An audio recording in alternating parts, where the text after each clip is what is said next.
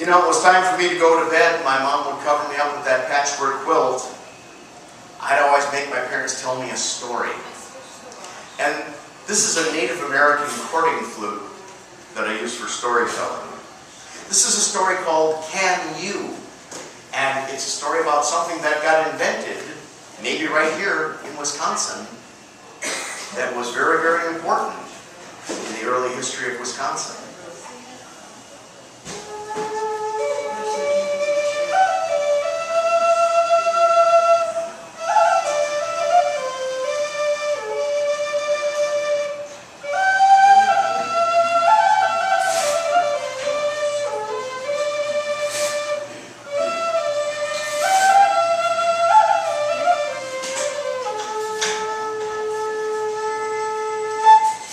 Once upon a time, there was a little boy walking through the woods. This was a long, long once upon a time ago. This was so long ago that he had to walk because they didn't have cars to drive or horses to ride or boats or airplanes or any of that kind of stuff yet. This was so long ago that everything spoke the same language.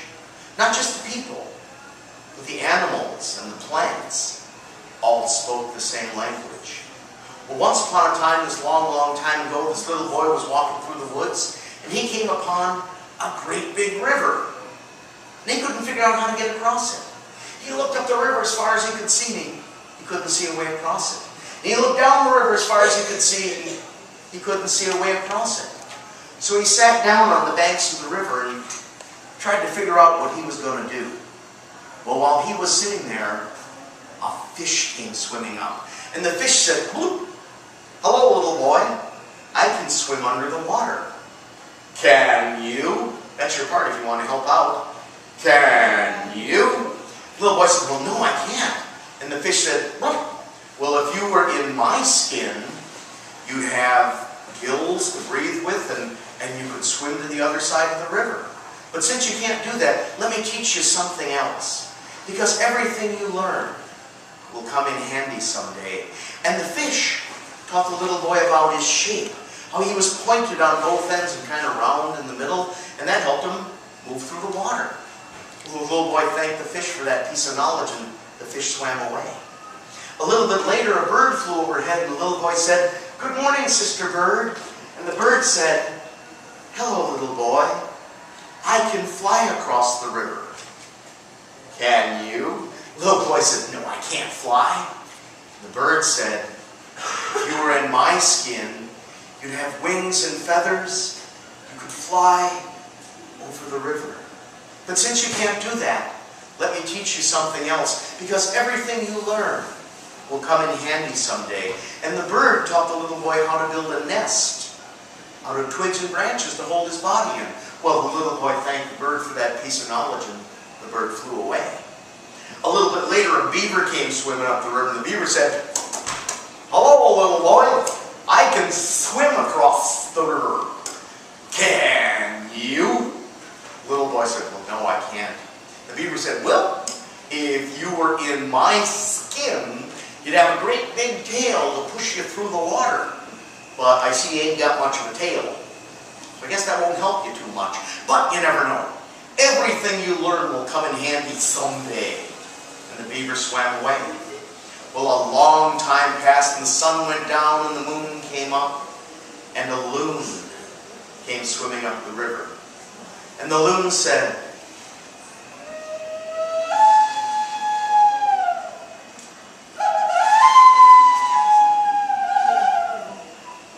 "Hello, little boy. I can float on top of the water. Can you?" The little boy said, "I can't do that either." And the loon said, "Well, if you were in my skin, you could float on top of the water to the other side of the river. But since you can't do that, let me teach you something else. Because everything you learn will come in handy someday." And the loon taught the little boy a song to sing when crossing the water. It goes like this.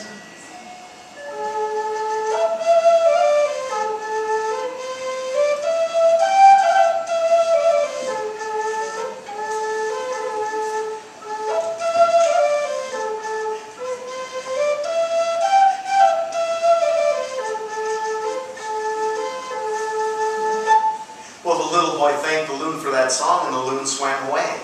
But he still couldn't get across the river. Well, he thought, he scratched his head. When he turned around, he saw a great big tree behind him.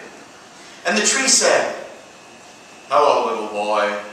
I can grow so tall, I can reach across a river with my branches. Can you?" The little boy said, "No, I can't." The tree said, "If you were in my skin, you could grow so tall you could reach across a river." The little boy said, "You know what? I can be in your skin." So the little boy found a tree that had fallen over and died, and he took the skin of the tree, the part we call the bark, and he took that down to the side of the river. And at the side of the river, he built a nest, the way the bird had taught him. But he built the nest in the shape of a fish, pointed on both ends and kind of round in the middle.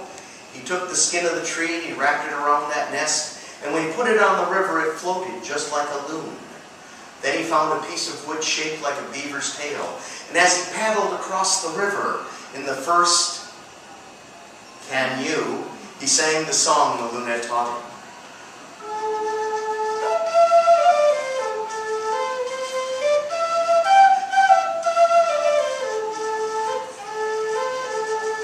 My paddles clean and bright, flashing like silver, follow the wild goose flight. Dip, dip, and swing. Dip, dip, and swing it back, flashing like silver, follow the wild goose track. Dip, dip, and swing.